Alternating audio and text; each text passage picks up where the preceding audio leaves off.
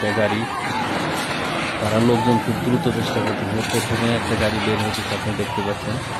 প্রথমে একটা গাড়ি বের হয়ে গেল,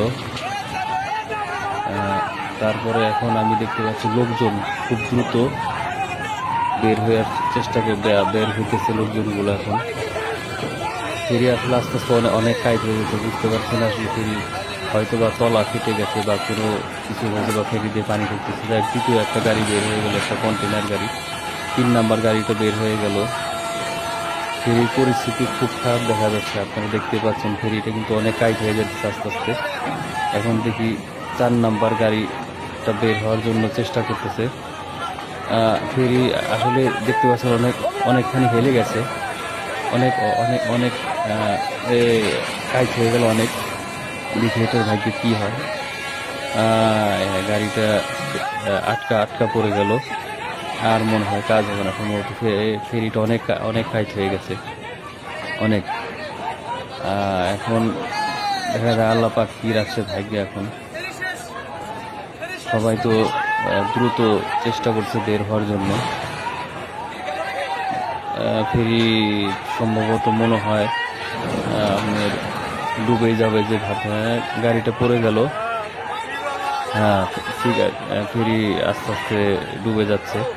খুব ভয়ঙ্কর একটা পরিস্থিতি, বিশাল বড় একটা ফেরি পাটুরিয়ার 5 নাম্বার ঘাটে এটা ডুবে যাচ্ছে। কঠিন অবস্থা, আপনারা দেখতে পাচ্ছেন কঠিন অবস্থা। চোখের সামনে থেকে বিশাল বড় একটা ফেরি ডুবে গেল। আসলে ফেরিটার তলা ফেটে গিয়েছে না কি হয়েছে কেউ আসলে বলতে পারছে না এখন সঠিক, পরবর্তীতে জানা যাবে। যাক, আমি দেখতে পাচ্ছি আস্তে আস্তে পুরো ফেরিটাই কাইট হয়ে গেল, বাম দিকে কাইট হয়ে ডুবে গেল।